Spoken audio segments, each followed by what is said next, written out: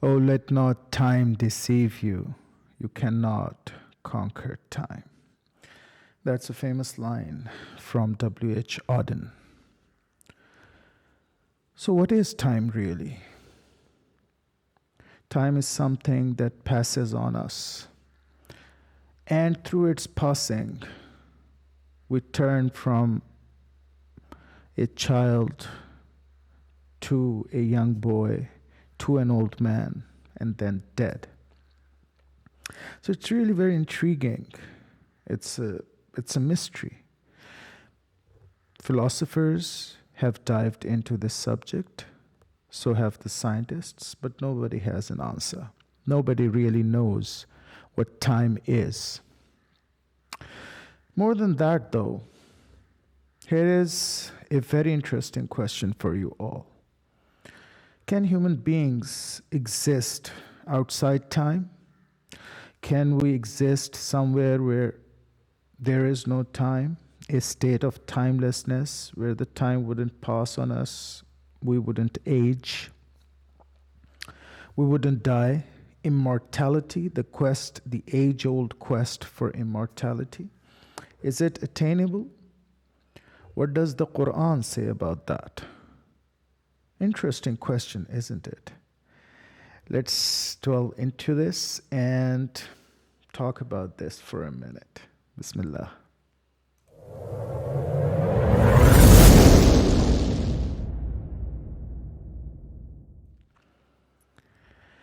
الحمد لله الذي أنزل الفرقان وجعله هدى للناس وبشرى للمؤمنين والصلاة والسلام على سيد الأنبياء والمرسلين وعلى آله الطيبين الطاهرين المتطهرين وعلى أصحابه الراشدين المهديين وبعد رب اشرح لي صدري ويسر لي أمري واحلل عقدة من لساني يفقهوا قولي. Welcome to a special episode of MYC Podcast. Thank you very much for subscribing to my channel. And if you haven't as of yet, please do so and give this video a thumbs up or a thumbs down. I don't mind. Let's talk about time for a minute. There is something that passes on us, and we call it time. And we have divided it into 1 o'clock, 2 o'clock, 3 o'clock. Although it is a continuum, it is a continuous thing.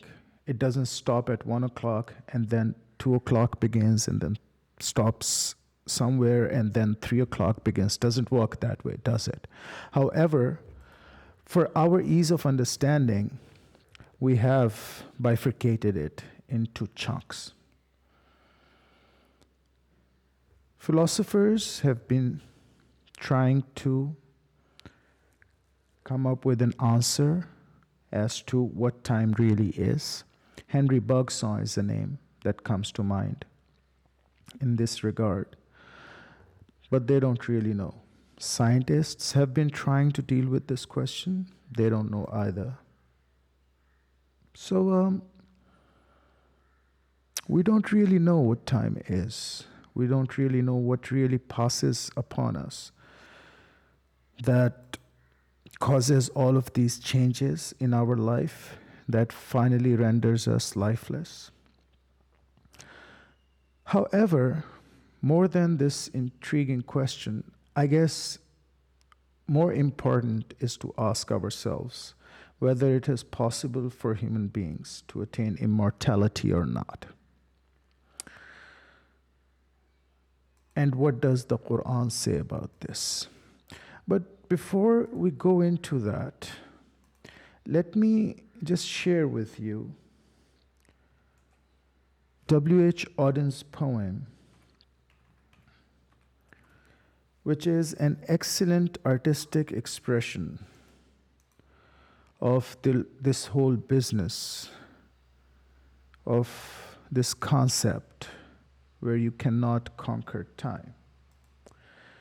The poem is called As I Walked Out One Evening, and it is amongst the very well-known poems from W.H. Auden.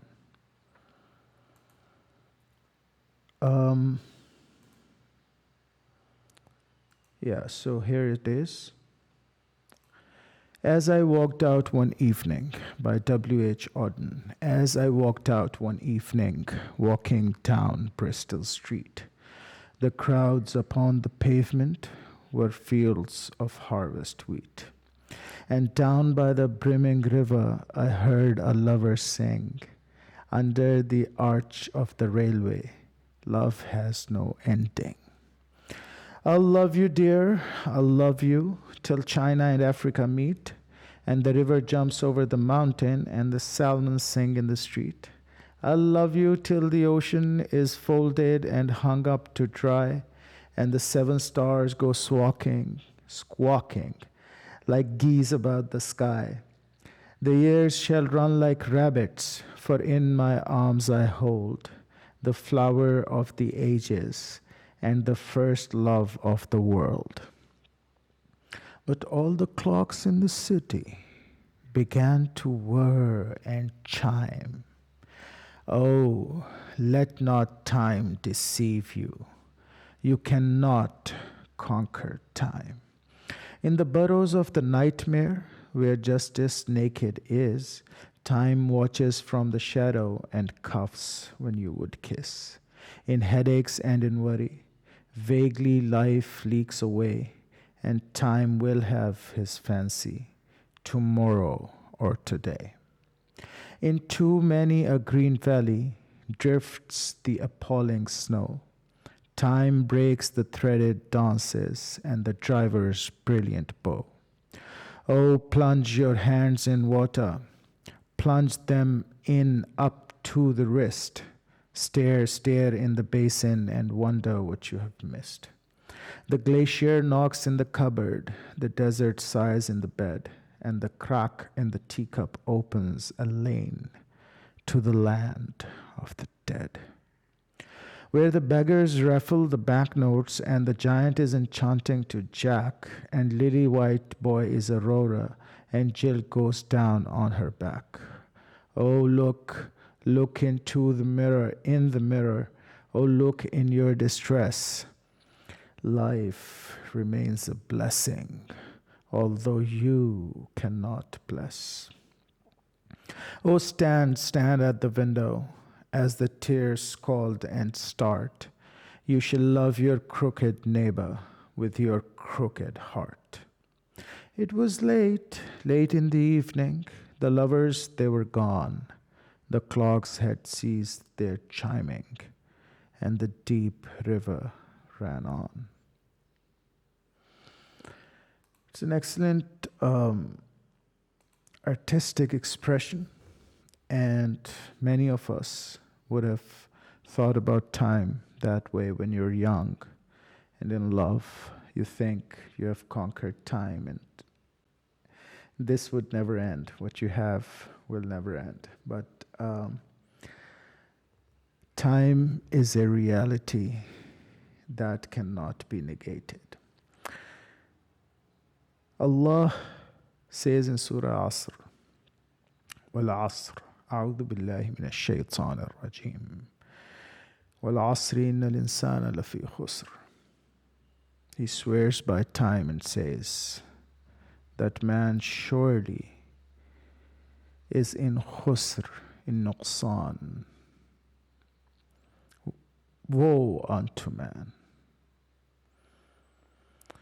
And I've heard many ulama talk about time as if they know what time is, and they try to explain it from the Quran. The Quran does not explain time at all.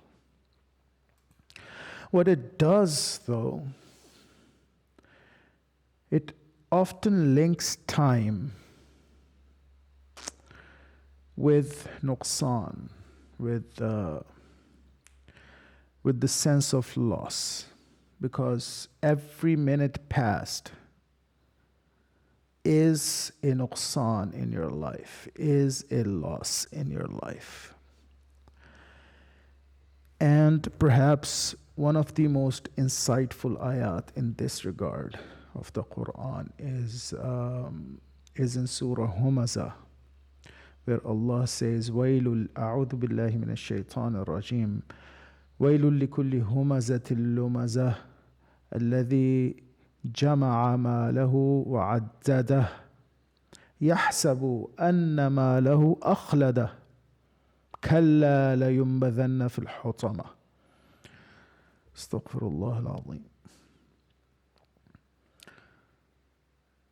When you have wealth, when you have possessions, when you have possession of youth, possession of wealth, and all other types of possessions, you think these are going to last forever.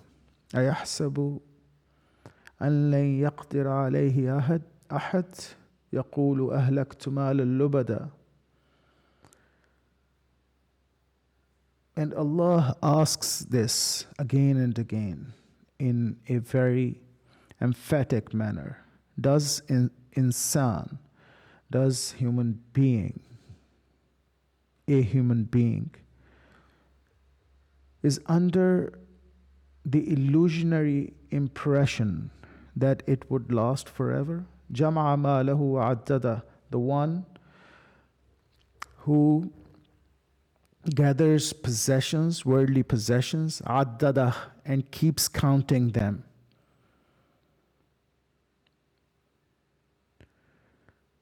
Does he think أَخْلَدَهُ? Does he think it would last forever?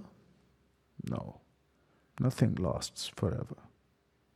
But yes, there are places of timelessness proven through the Quran. Allah tells us that nar Jahannam is forever. The Jahim, the hell is forever. And Allah also tells us that Jannah is forever, that heaven is forever. Now, I do understand that there are some firaq, some sects in Islam today. Most of them are dubbed non-Muslims. However, these sects interpret these words, the supernatural mythology of Islam, in a different light.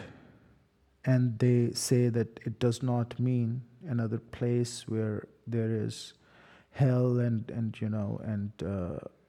where there's fire, and Jannah where there are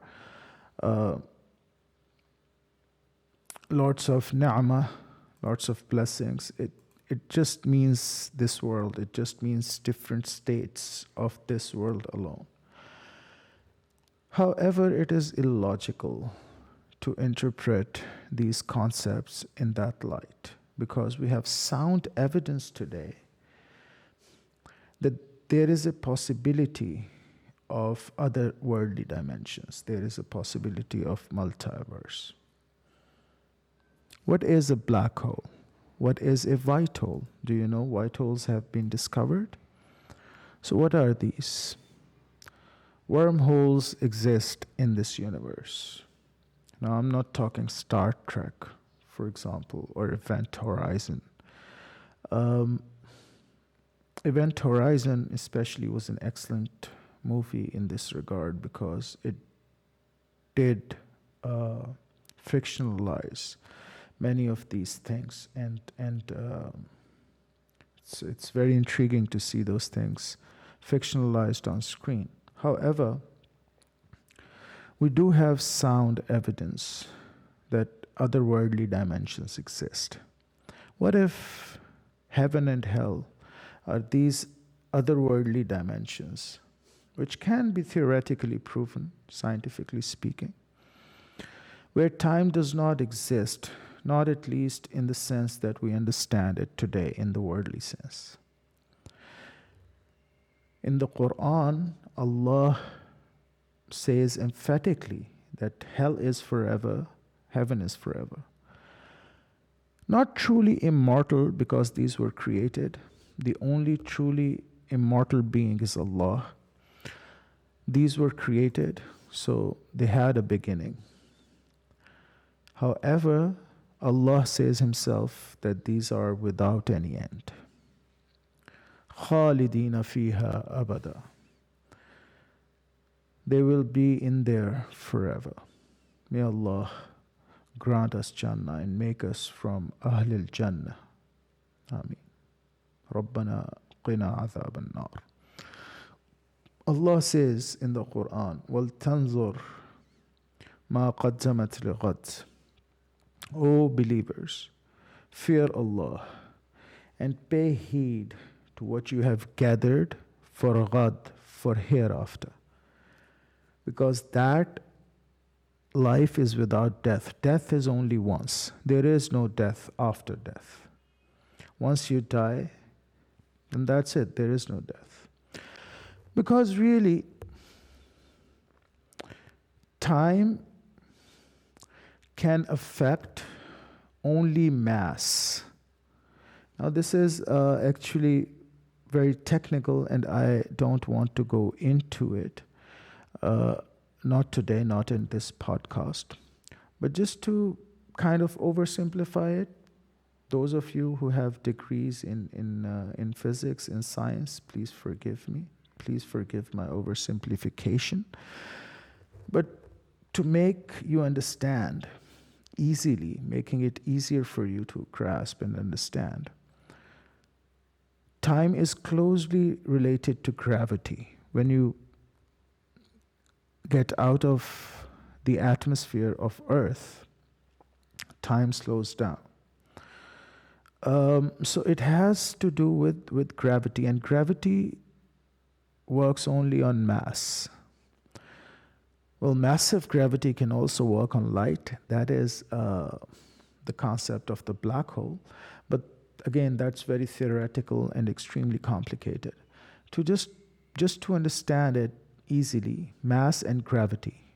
If you'd have mass on which is affected by gravity, you would have time affecting that mass.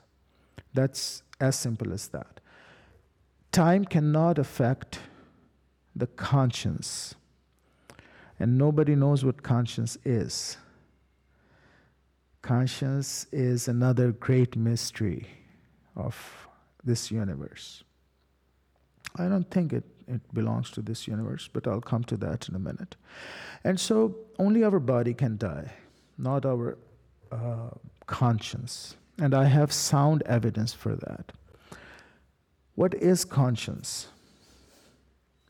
Definitely something that is beyond cognition, that is beyond mind, which is, some of the philosophers, they have said it is between the mind and cognition. It is something that is between the two. What is the body? What is the mind? Are these two different entities? Are these the same? These are all highly philosophical questions. No scientist knows exactly what it is.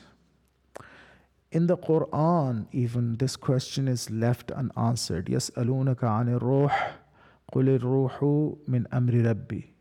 O Prophet sallallahu alaihi wasallam, they ask you about the spirit, about the soul, about the conscience, the consciousness, state of being conscious.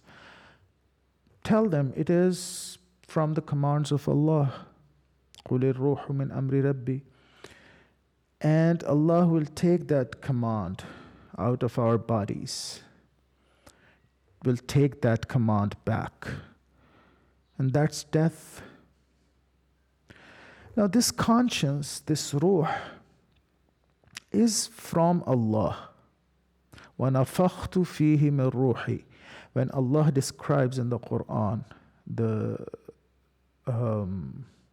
story of Adam alayhi salam and how he created him, he says, وَنَفَخْتُ فِيهِ مِنْ رُوحِي. And I put in Adam alayhi salam something from my conscience.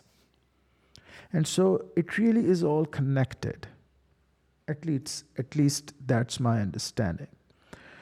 And this conscience will return to Allah. Now, I'm not saying we're part of Allah. No. And I'm not talking about Wahdatul Wujud. Although I do have a podcast on Wahdatul Wujud, and you can look it up if you want to. The unity of being. But I'm not talking about that. I want you to explain to me, especially the ones who negate these philosophical constructs and these philosophical discussions. Explain to me, what does it mean? وَنَفَخْتُ فِيهِ مِنْ رُوحِي. Fine, I agree, it is from mutashabihat. But the apparent meaning of this ayah is that we have something from the conscience that Allah has put into us from Himself. وَنَفَخْتُ فِيهِ مِنْ رُوحِي. And I put in Adam alayhi salam something from my own conscience, مِنْ رُوحِي, my own spirit, my own soul. Translate it as you like. But that conscience will be returned to Allah. Inna lillahi wa inna ilayhi raji'un. We are from Allah, we will return to Allah. Look at it this way. Look at this expression that Muslims use every day. Inna lillahi wa inna ilayhi raji'un. What does it exactly mean? Our body is not from Allah. It is from earth. It is from the dirt. Min teen. So what is from Allah? Conscience. The state of consciousness, right? And so time does not affect it. And it will live in a world of timelessness. And that is what Allah wants us as Muslims and then as human beings to understand and be conscious of. Allah wants us to prepare, to work, to prepare for the hereafter, where there will be no death, where there will be no time. Once we die, there isn't going to be another death. The death is for this humanly body, not for the soul. The soul will return, the consciousness will return, and will keep on living. Who knows? Who knows for sure? Nobody does, but I'm just trying to interpret the ayat of the Quran for you, the text of the Quran for you. So you can look it up yourselves, make up your own minds. But this is something I haven't talked about much. I haven't previously talked about much. I'm presenting you with all of these ideas. So these ideas can intrigue you, can intellectually titillate your mind. And maybe, you'll open up the Quran again, inshallah, and you'll look up these ayats. Maybe you'll do a search on the internet. Maybe I've helped you thinking about these matters. Maybe some of this was interesting for you. So again, thank you very much for subscribing to my channel. And if you haven't yet, please do so and hit the bell icon. With that, I'll leave you for now, inshallah. Till next time, Assalamu alaikum wa rahmatullahi wa barakatuh.